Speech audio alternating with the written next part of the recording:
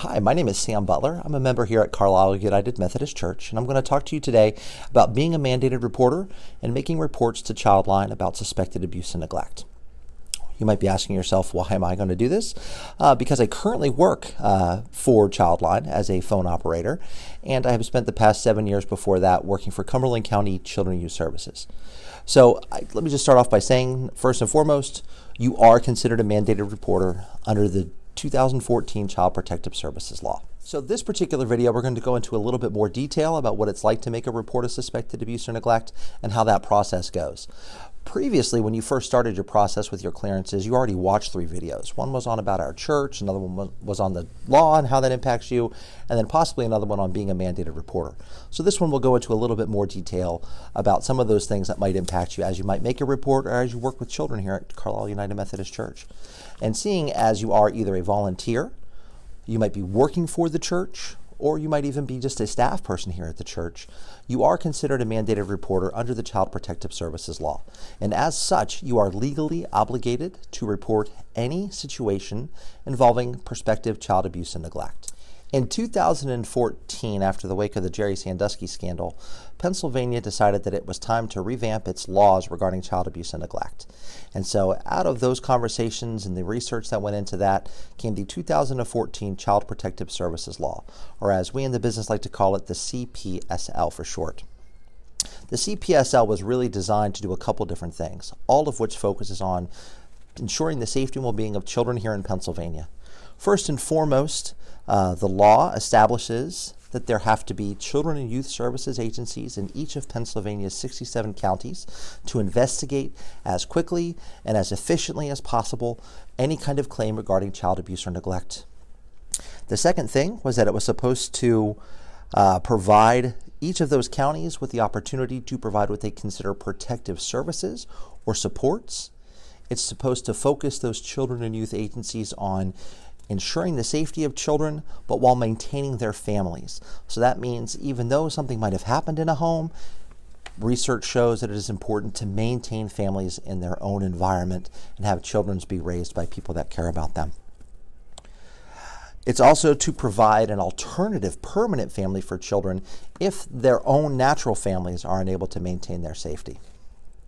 And then lastly, it's to ensure that each county in Pennsylvania is equipped to handle these particular situations of abuse and neglect. In addition to establishing those particular aspects, there's a lot of information regarding rules and regulations that's in the Child Protective Services Law, a lot of which don't deal with mandated reporters in any way, shape, or form. So the focus of this is really not going to be on the CPSL, but you being a mandated reporter and how that impacts you when you're working with children.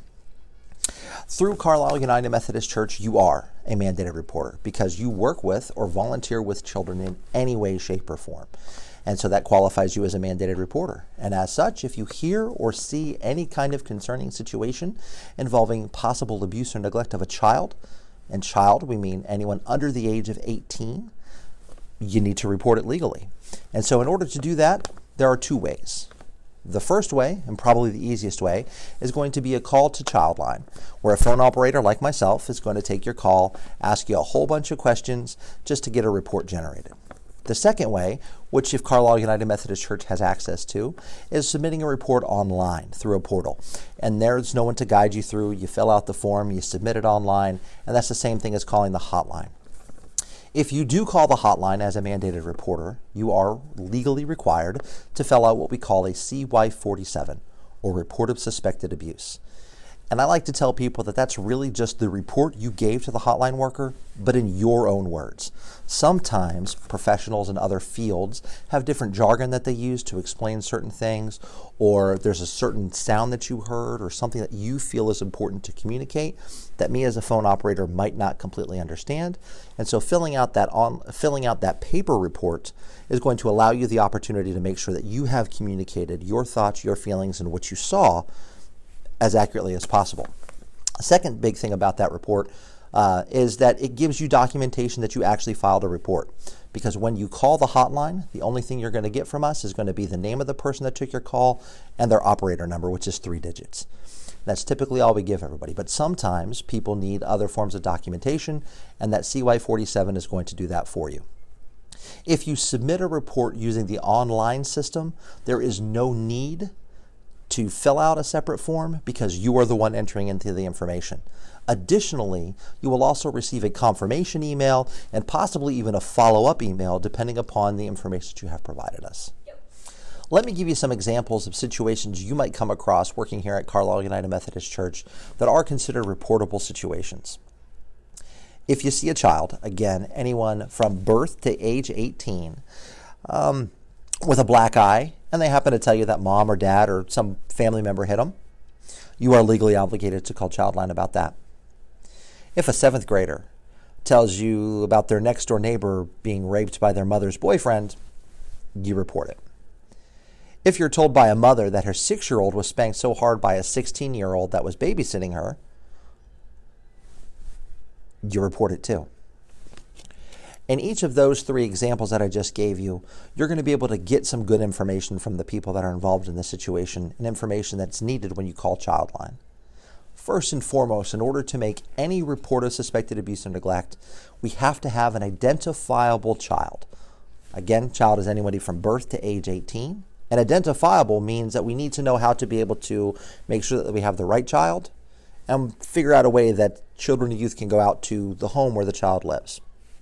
And those 3 examples, since you are talking to someone that either is the child or knows the child, chances are you're going to know the child. And by knowing the child, we just simply mean a full name, first and last name.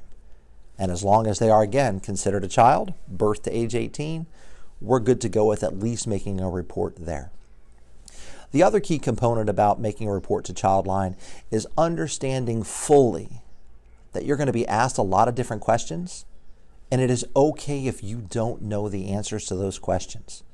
As long as we have that identifiable child and a way to locate that child, and by way of locating that child, I mean that we know where their home address is, where they might attend school, where they attend a preschool program at, or even sometimes through a doctor's office. Childline can take that information, provide it to the county so an investigation can get started into the situation. So you've already got the phone operator's name, you've got their number, and they're going to ask you what makes you a mandated reporter. The reason that they ask those kind of questions, and specifically a way to identify yourself, is that gives you credit for making the report.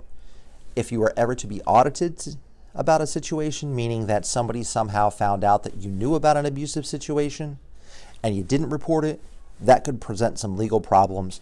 And so this is a way of making sure that people who make reports that are mandated reporters are clearly identified and receive credit for making those reports. So they'll ask you for your name, your first and last. They'll ask you what makes you a mandated reporter. And here at Carlisle United Methodist Church, you're either in a pastoral role, you're a daycare worker, or you're a church volunteer. So one of those 2 things will be sufficient. Then they'll ask you for an address. And as a mandated reporter, what that means is where you work or volunteer. So that way, if there is a letter to be sent out, it goes to the proper place. And they'll ask you for a phone number to reach you on if anybody has any questions or concerns and needs to follow up with you. Once we've established that information about you being a mandated reporter, the next thing will be for the Childline caseworker to get demographic information on the people that are involved in the situation. So this means we're going to ask you about the victim child. We're going to ask for their name. We're going to ask for their date of birth or estimated age, if you have it, social security number, how you would identify their race and ethnicity, an address, a daycare address, school address, some way of getting in contact with the child and the family. Then we're going to ask you about who is doing the thing to the child that you're going to tell us about. This is considered an alleged perpetrator.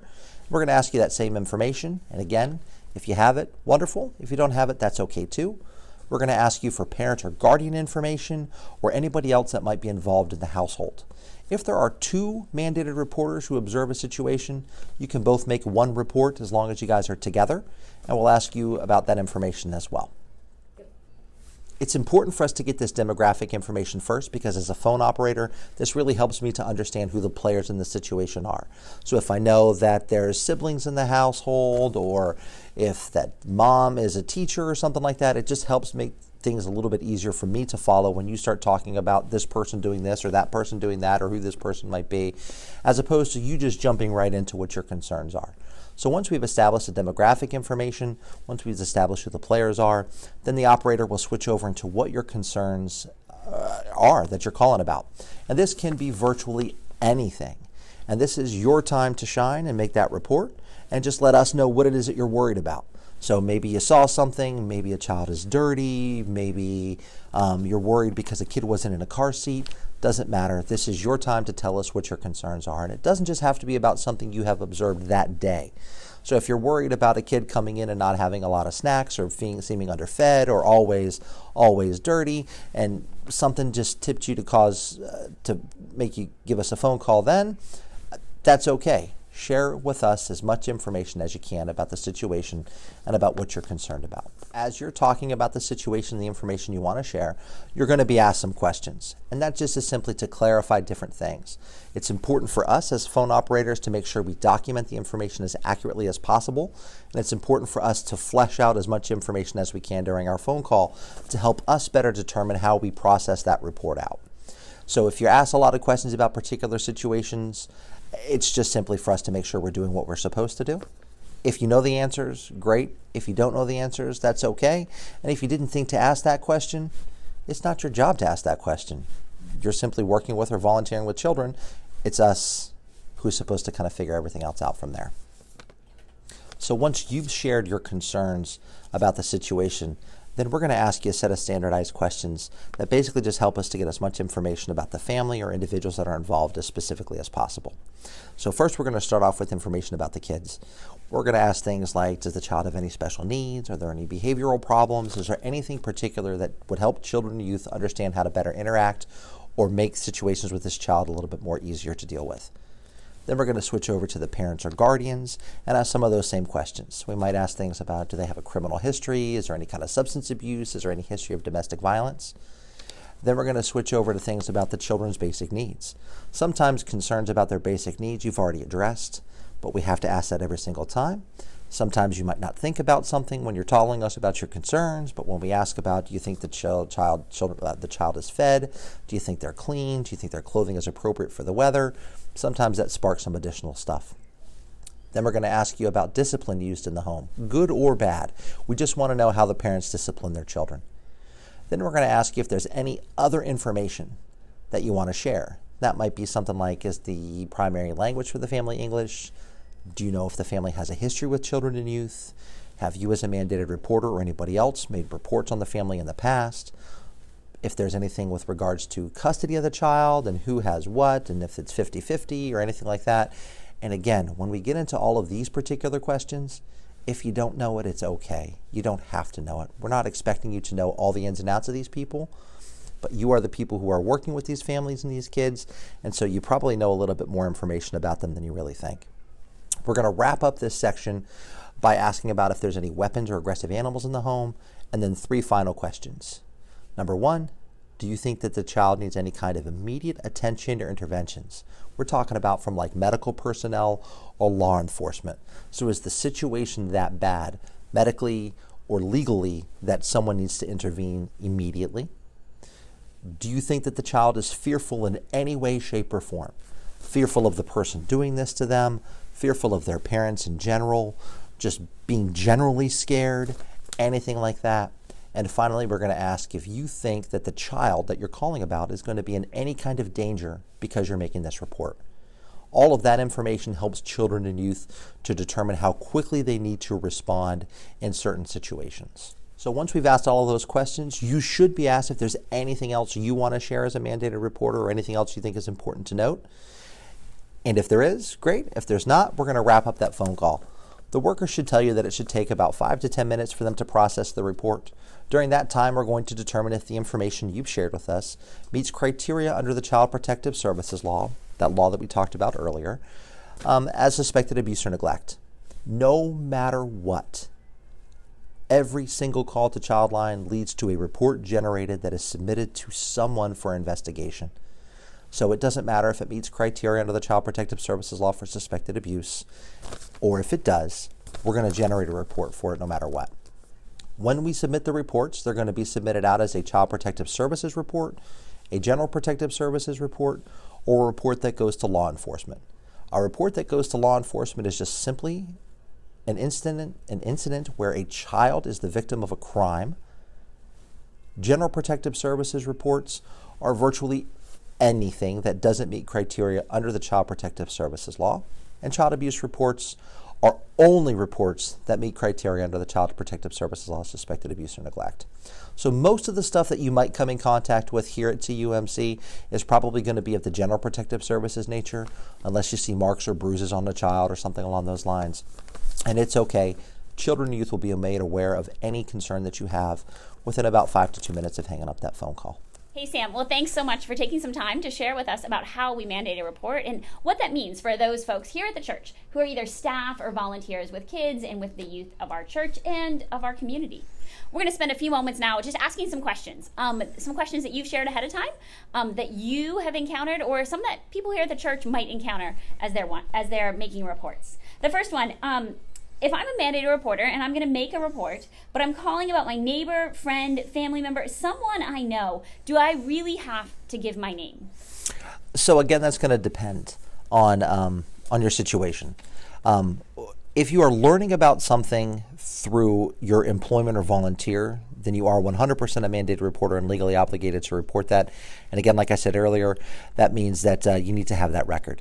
But if you are a parent who heard about a situation with your own children, or in those particular situations where you're a neighbor hearing about something, you're not. You're what we call a permissive reporter. And that just basically means that you are a mandated reporter who is legally obligated to report suspicions of child abuse and neglect, but you're not learning about it through a professional capacity. Being a mandated reporter just means that you are learning about information through a professional capacity. So if I'm reporting and I'm really worried about this family I'm calling about, but I'm a mandated reporter, do I really have to tell you the name of the kid? Because I don't want that kid to get in trouble, but there's something going on in that family. Absolutely. In order for children and youth to investigate any particular situation, we have to know the name of the child. Because if you were to have a situation about a family that has, say, 4 kids, and you don't know which one the problem is with, then they're not going to be able to identify the child that the issue is with and get that child the help that they need. Okay, that makes sense, but sometimes it's really hard. Absolutely. So what about if I was told about a situation involving a kid at the daycare center and another teacher told me? Do I still need to report that? Or if a Sunday school teacher told me, hey, they talked to Johnny and Johnny told them this, do I have to report, or how should that work? So I always tell mandated reporters when they call me is it's a good idea to report anything that they have concerns about. And what that does is that makes sure that you are receiving credit for making a report. And when you call into us and say, I think so-and-so might have called about this, we can't confirm or deny that, because what we don't want to do is we don't want us to prevent people from making reports. We want to take whatever you have. So if you do happen to share some information that was already reported to us by that worker or somebody like that, that's okay. What we'll do is when we're cleaning things up before we submit it out, we'll see if that report had already been previously filed, and if it has, we'll make sure that CYS knows that it's not new information. It's something already attached to something that might be reported. Okay, and that brings me to the next question. So what about if I know someone from our church has already called children and youth, but I was there when it happened? Do I need to call additionally, or how should that work? Should it just be, as long as I know somebody called and I trust they called, what should happen? So again, I'm always telling people that they should make the phone calls if they have any kind of concerns about that. However, one of the things that the Child Protective Services Law did attempt to do is try to streamline that process so you didn't have 6 or 7 different people from the church or from a facility calling. So if you are aware that something happened, always speak to someone at your facility to make sure that it was reported and they have those documentations. But if you feel concerned about making that report and making sure you receive credit, go ahead and call us and we'll take care of it from there. Okay. So what about if I'm a mandated reporter and a family member told me about something that happened in Texas to a child? Do I report it? So yes, you do report that. What you'll need to do is you'll need to get in contact with Texas and their child abuse reporting hotline, because every state across the country has a child abuse reporting hotline, because we don't have jurisdiction here in Pennsylvania for situations that happened in Texas.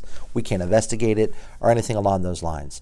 If you don't have the number, someone from Childline can help you get that number. You can always Google the number, but just be mindful when you do Google Child Protective Services Hotline, chances are you're going to get Pennsylvania's as the number 1 option. So just be careful with that, because we've gotten calls from people in Tennessee calling about their hotline, and yeah, we haven't been able to help them. But we'll take care of that. And if you do, if you still want to make a report through us because you want that documentation, we'll take the report, we'll try to provide it to the hotline where it's supposed to go. But as a mandated reporter, we encourage you to make those calls to the people that have the ability to research those and look into them themselves. So if you're a caller and you're calling because you see a kid left in a hot car, can I make a report? Is that worthy of a report to you? Absolutely. What I tell people is if they have any kind of concerns for the safety and well-being of children, call it in. That's a question that we have a lot because people always want to run situations by us at the hotline before they make a report. And I always tell everybody, if you are concerned for the safety and well-being of a child, let us know. We'll take the information. We'll assign the report the appropriate way, and we'll go from there. So Sam, we know several people here at the church. Some of our staff and some of our volunteers have called the hotline, and they've called the hotline because they were worried about kids in our daycare, kids in our youth group, kids in our community. But I've heard several of them say, I've called and I didn't see anything happen. The same thing's going on. And is there really a point of calling again? Or does this just mean, oh, it's not that big of a deal? So it's really important to understand that at Childline, we are just like that 911 dispatching center. We're not the people that investigate situations. We don't know what happens or anything along those lines once children and youth gets into those homes or what they do with those reports. And we can't play that game because Pennsylvania has 67 different counties, and every county in Pennsylvania might handle the information you share with us slightly differently. So we can't begin to tell you what should or shouldn't happen with that, and that's not our role because we're not involved in that, and I have no problem telling people those things. I always encourage people to continue making reports. If you feel that something is not being done appropriately, we can always take your information. We can provide it to one of the regional offices of what we call a complaint. So that way at least it's going someplace that might be able to do something with it. But children and youth is governed by their own rules and regulations in each county. There is the law that kind of umbrellas everything, but every county interprets the law in its own different way. And so that could be a different response for how things go. And the other important thing to note about that is when children and youth goes out to a home, even if you are concerned, it doesn't mean your concerns are valid, but they look at things through a slightly different lens than you or I would if we were not involved in those situations. I know sometimes we hear on the news about deplorable living conditions and things like that. Well, in order for it to reach that deplorable living condition, it's got to go through some different stages. And so what you or I might think is deplorable or really, really nasty, not saying that it isn't, but might not rise to the same level as something like that would, where it needs some additional interventions. Well, cool. Thanks so much for taking some time to share with us about child abuse and how you mandate report and what that means for all those here at CUMC who are a part of really protecting and keeping our kids safe and helping all kids in our church and in our community be safe. I know you also mentioned just briefly about working with vulnerable adults. That's really those 18 and over, whether they have special needs, whether they're elderly, but those who we might suspect something's going on. And as Sam said earlier, just want to emphasize there is a different hotline for that. All this information. So if someone needs to call you guys when you're working, not at home, but if they need to call you guys, whether it's calling children and youth, whether it's calling the hotline, or whether it's calling for vulnerable adults, all that information is on our website. It's under Safe Sanctuaries. So if you ever need it, that's the best and quickest way to go and find the numbers. Also, there's a binder in our church nursery that walks people through how to make calls and the forms that you talked about. And there's always one in the church office. Please know, if you ever have to make a phone call, there are people here in the church that are experts at this. They've done it. And if you have a question and need help making that call, they're willing to make that happen. You can talk to one of the pastors. We can refer you. But the most important thing is that if you are the one that hears it or sees it, you have to report it. So a staff member can't do that for you. Correct. And I think sometimes we wish they could, but it has to be the person that saw it or heard about it. Yep. Because that helps us to be safe. Well, Sam, thanks so much for taking your time, for sharing all this information with us. Thank you for all you do to volunteer or to work here at CUMC. If you have any questions about child abuse, about reporting, you can always check with the pastors of the church office, or our staff people. They have more information if you're wondering about a situation. But remember what Sam said, it's really important. We want to keep every kid, every vulnerable adult safe. And if you ever wonder, should I or shouldn't I, it sounds like it's best to call. Call. So thanks so much for tuning in. Now, here's what you really need to know. At the end of this, we're going to ask you to send an email to office@CarlislePAUMC. Share with them one thing that you learned from this video, and that'll count for your training for the next 5 years as your certificates are all updated. Thanks so much for all you do here at CUMC.